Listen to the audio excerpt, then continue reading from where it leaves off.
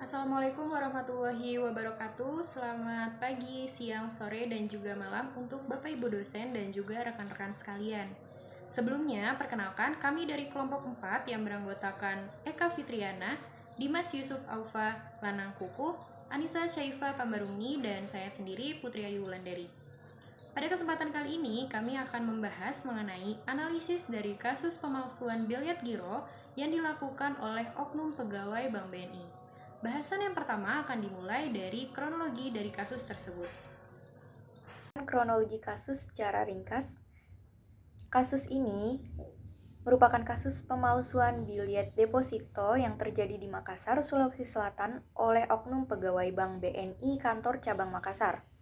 Kasus bermula saat terdapat beberapa nasabah yang datang dan mengajukan bilet deposito kepada Bank BNI kantor cabang Makassar tetapi tidak dapat dicairkan. Urutan waktu kedatangan nasabah tersebut sebagai berikut, yaitu pada bulan Februari 2021, pihak RY dan AN membawa dan menunjukkan dua bilet deposito tertanggal 29 Januari 2021 dengan total senilai 50 miliar rupiah.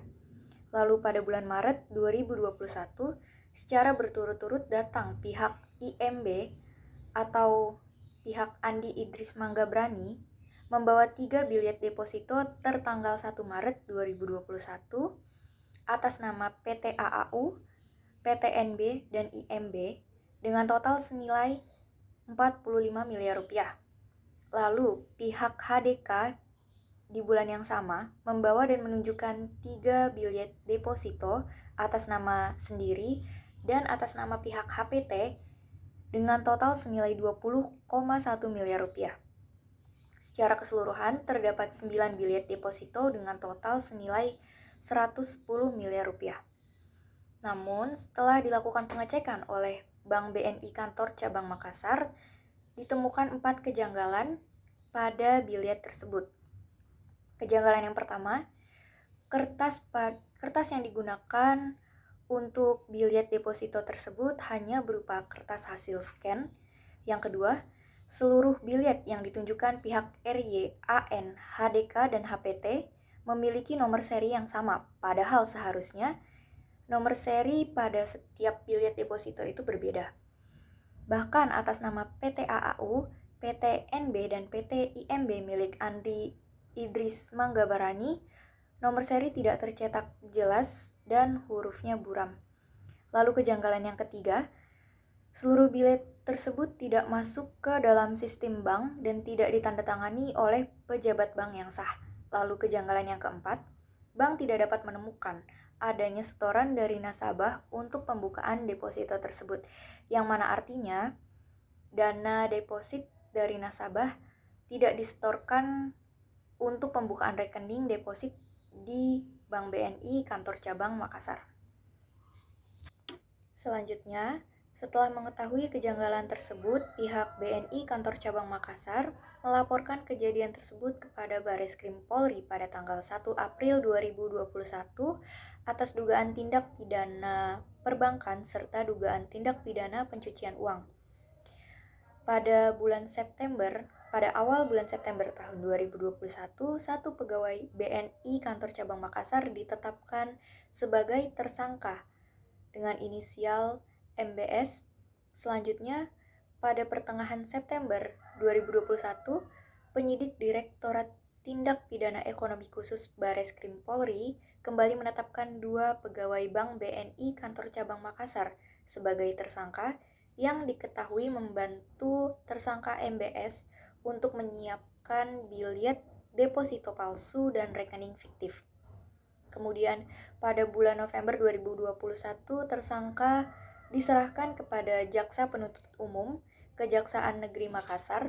Tersangka disangkakan melanggar pasal 49 ayat 1 huruf A, B, atau ayat 2 huruf B UU RI nomor 10 tahun 1998 tentang perbankan dan pasal 3 atau pasal 5 UU RI nomor 8 tahun 2010 tentang pencegahan dan pemberantasan tindak pidana pencucian uang.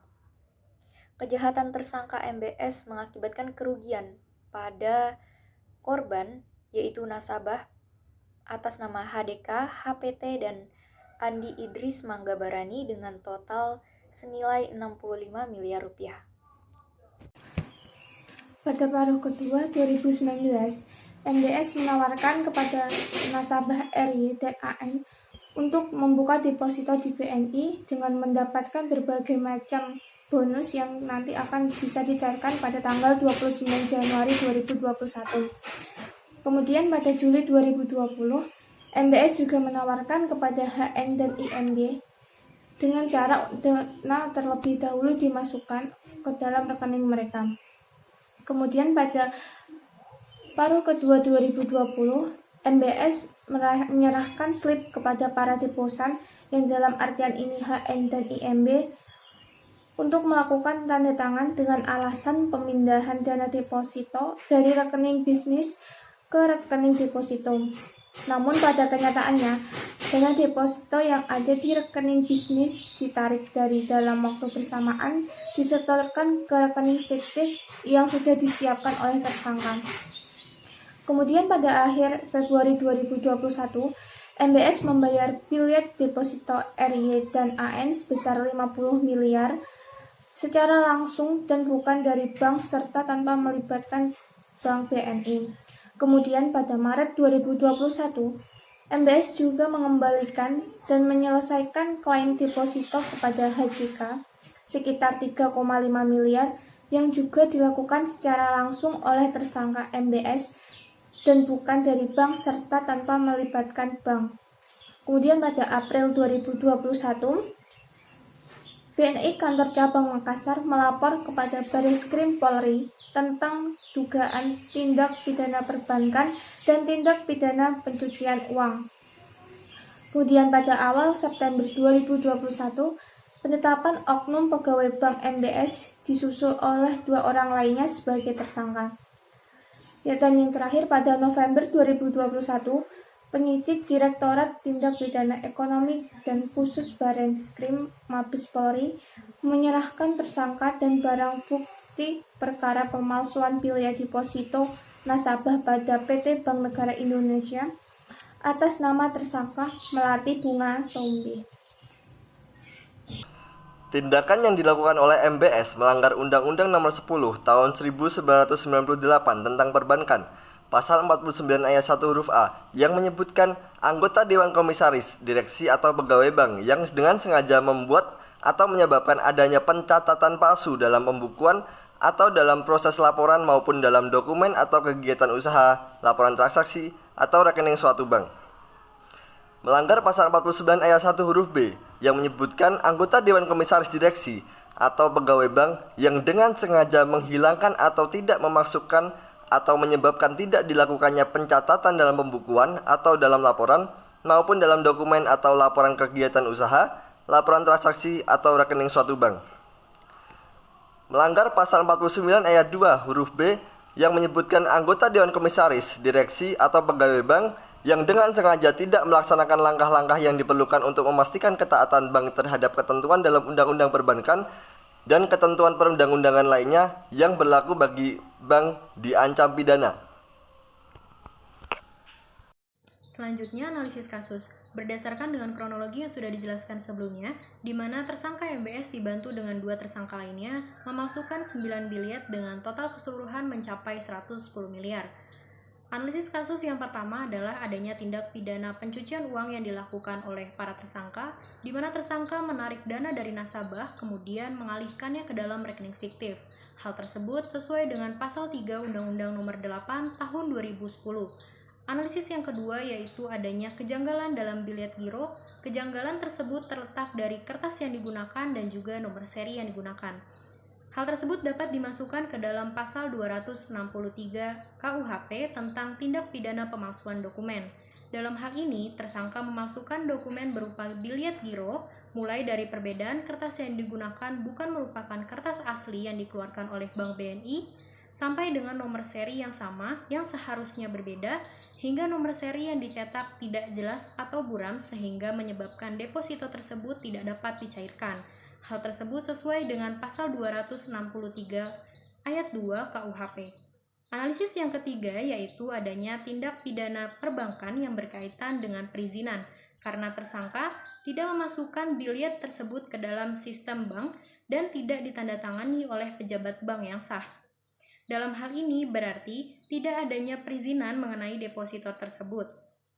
Hal tersebut sesuai dengan pasal 46 Undang-Undang Nomor 7 Tahun 1992 tentang perbankan. Analisis yang terakhir yaitu kejadian seperti ini dapat menyebabkan kepercayaan nasabah menurun, terutama nasabah BNI akan mengalami kehilangan kepercayaan kepada bank walaupun tindakan tersebut hanya dilakukan oleh oknum-oknum tertentu. BNI dapat digugat dengan 5 pasal undang-undang sekaligus, yakni UU Nomor 25 Tahun 2009 tentang pelayanan publik dan UU tentang ASN. Nasabah juga dilindungi oleh payung hukum berupa UU Nomor 8 Tahun 1999 tentang pelindungan konsumen serta payung hukum lainnya, seperti Surat Edaran atau SE OJK Nomor 1 Tahun 2013 tentang perlindungan konsumen jika jasa keuangan dan SE OJK Nomor 13 Tahun 2014 tentang perjanjian baku. Tersangka dapat disangkakan pasal berlapis, yaitu pasal 49 ayat 1 huruf A, B, atau ayat 2 huruf B Undang-Undang Nomor 10 Tahun 1998 tentang perbankan dan pasal 3 serta pasal 5 Undang-Undang Nomor 5 Tahun 2010 tentang pencegahan dan pemberantasan tindak pidana pencucian uang. Sekian presentasi dari kelompok kami. Mohon maaf bila ada salah-salah kata dalam menyampaikan presentasi dari kelompok kami. Sekian, billahi taufiq wal hidayah. Wassalamualaikum warahmatullahi wabarakatuh.